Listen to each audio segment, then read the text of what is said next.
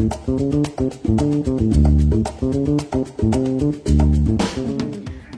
Mbak Irma, ada nggak sih cara untuk kita bisa mengidentifikasi jika seorang anak ini pernah mengalami atau menjadi korban kekerasan seksual, khususnya di keluarganya atau mungkin di tempat pendidikan ya, Mbak? Ya, ada banget ya. Jadi memang kita itu sebagai orang terdekat anak perlu sekali untuk menjadi peka terhadap apapun sebetulnya perubahan psikologis yang dialami atau ditunjukkan oleh anak ya. Mhm. Umumnya mereka memang ada perubahan pola kebiasaan ya. Perubahan emosi yang paling sering kali tampak. Jadi yang Mhm. tadinya ceria gitu ya Mbak Vidya, kemudian menjadi murung, sedih ya. Ya. Lalu kemudian juga motivasinya menjadi rendah, Mhm. kemudian juga trauma ya. Jadi ini kadang-kadang kelihatannya dari pertama dia menunjukkan rasa ketakutan ketika harus berhadapan dengan sesuatu atau seseorang yang Mhm. berkolerasi dengan kejadian tersebut gitu. Mhm. Mhm. Jadi misalnya sekolah ya, tiba-tiba dia nggak mau tuh ke sekolahan. Nah, itu juga perlu untuk diwaspadai orang tuanya. Lalu Mhm. mimpi buruk gitu. Jadi pola tidurnya menjadi terganggu, nafsu makannya berkurang. Nah, dan yang paling sering sekali terjadi juga ketakutan ya, sehingga mengakibatkan adanya masalah secara fisiologis gitu. Mhm. Menjadi apa namanya, terserang lah ya secara biologisnya ya, secara fisiknya juga ya, pusing, mual ya. Dan itu sebetulnya adalah tanda-tanda yang perlu orang tua waspadai. Nah, pada beberapa anak juga Mbak Vidya, ternyata ketika mereka menjadi korban dari perilaku seksual, Mhm.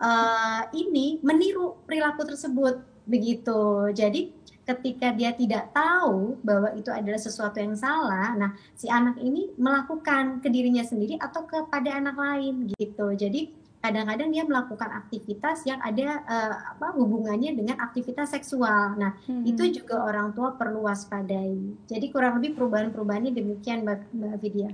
Baik, Mbak Irma. Mhm. Semisal nih Mbak, kita sudah mengidentifikasi adanya perubahan sikap atau mungkin juga muncul ketakutan atau sebagaimana yang tadi sudah dijabarkan oleh Mbak Irma, saran Mbak Irma apa yang harus langsung kita lakukan? Karena rasanya kalau jangankan pada anak-anak gitu ya Mbak, sama orang dewasa saja kalau ada yang mengalami kasus seperti itu, komunikasinya mungkin susah, mungkin dia tertutup, mungkin kita juga mau nanya awkward atau kita malu atau takut salah bersikap. Kalau pada anak-anak, saran Mbak Irma kita menyikapinya seperti apa ya Mbak?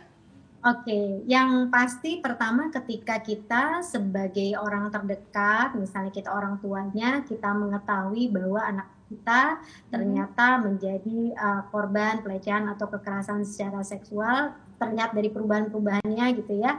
Yang pertama kita perlu untuk hadir secara fisik dulu di dekat anak, lalu kemudian kita sampaikan concernnya kita ya Mbak Vidya, artinya kita merasa bahwa ada perubahan sikapnya dia yang membuat kita tidak membuat kita menjadi khawatir gitu, Mhm. sehingga kita menawarkan bantuan Mhm. ya. Karena pada beberapa anak atau pada beberapa klien saya juga di klinik itu memang nggak mau langsung cerita.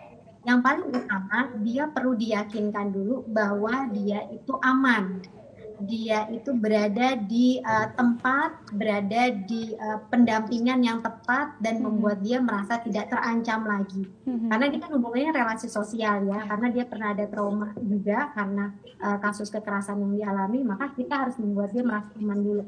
Kemudian jangan menghakimi anak juga ya, Mhm. misalnya mengatakan bahwa kamu gitu ya, mama sudah bilang gitu ya. Nah itu yang juga nggak boleh, karena Mhm. dia sendiri dalam kondisi yang tidak nyaman, dia dalam kondisi yang memang ketakutan ya, sehingga hadir, kemudian menawarkan bantuan, dan kemudian ya kalau misalnya terlihat tanda-tandanya memang ada ya, ya saya sih menyarankan segera untuk melakukan proses pendampingan psikologis kepada profesional, begitu Mbak Vidya.